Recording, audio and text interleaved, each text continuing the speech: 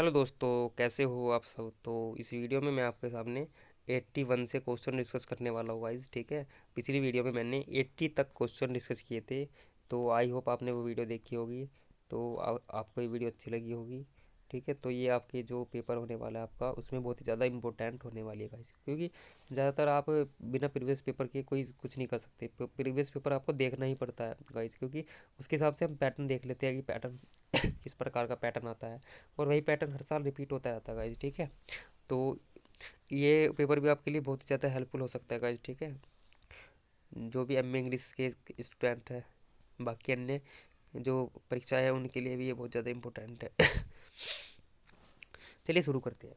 81 question 81। A class is studying geography through the target language. Here the target for learning would be from the point of view of content based instruction. ठीक है। तो ये क्या है आपका, इसका right answer content only, language only. तो both A and B.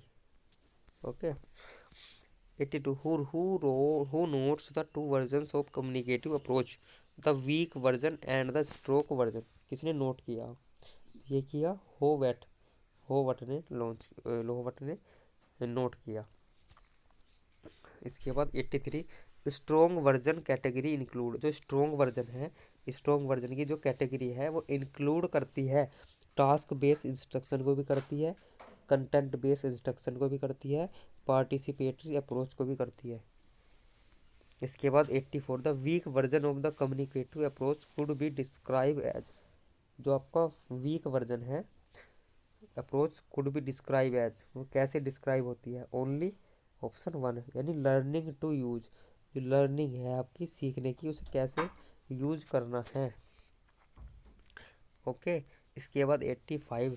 In the content based instruction teachers want the students to master. In content based जो इंस्ट्रक्शन होती है, उसमें टीचर क्या चाहता है स्टूडेंट से? वो चाहता है कि लैंग्वेज पर भी अच्छी कमांड रहे और कंटेंट भी ठीक हो, अच्छा हो। ओके। दोनों के बारे में, both A and B. SIOP। SIOP very important question है। इसका मतलब क्या है?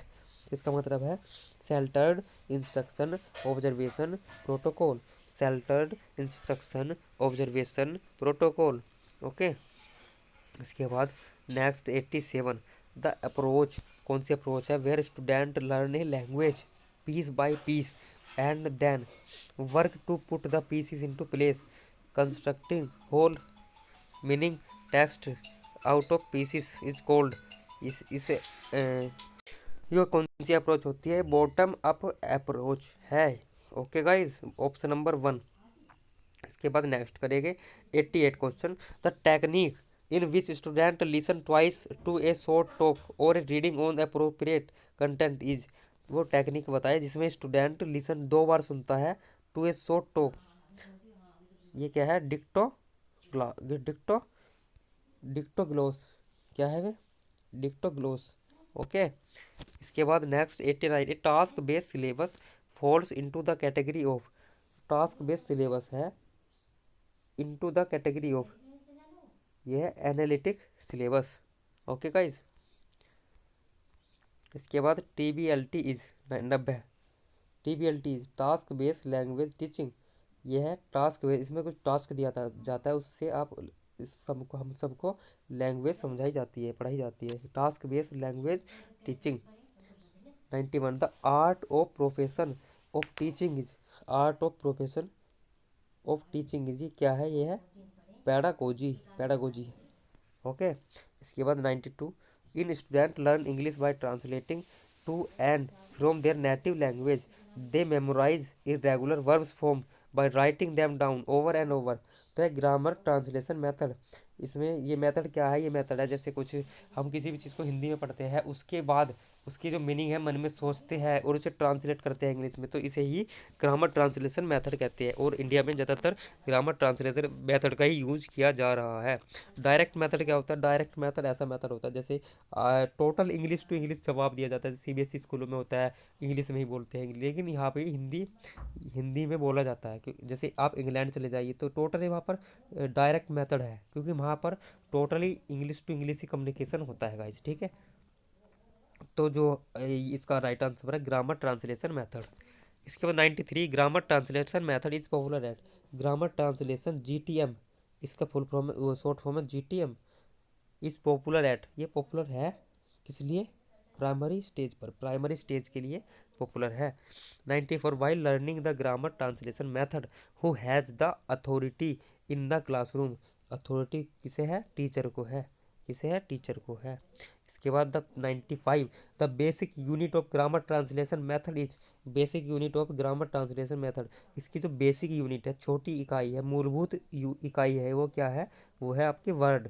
वर्ड क्या है, वर्ड। इसके बाद next 96 in language, language and parole are the terms which were coined by. ये किसके द्वारा कोइंड हुआ है, ये फर्डिनांड डी सोसर, इसके द्वारा Ferdinand de Saussure. 97 has one very very basic rule that no translation is allow. तो ये क्या है, डायरेक्ट मेथड, इसमें कोई ट्रांसलेशन अलाउ नहीं होता। 98 what language is use in direct method class. कौन सी लैंग्वेज यूज की जाती है इन डायरेक्ट मेथड क्लास में, तो यह है ओनली टारगेट लैंग्वेज। इसके 99 which of the following is not the quality of the direct method. Which of the following is not the quality of the direct method, तो ये है art of translation is taught, ये इसका right answer है। इसके बाद 100 first example then a similarity is seen in each sentence and after the teacher explain the rule is the example of. ये क्या है, इंडक्टिव मेथड। इंडक्टिव मेथड में क्या होता है, पहले एग्जाम्पल दिया जाता है, उसके बाद उसे एक्सप्लेन किया जाता है, तो ये क्या है, इंडक्टिव मेथड। ठीक है गाइस, तो 100 क्वेश्चन डिस्कस किए हैं। तो आई होप ये आपको वीडियो अच्छी लगे, तो इस वीडियो को ज़्यादा से ज़्यादा दूसरों पर शेयर करें। ठीक है guys, thank you very much, best of luck for your exam.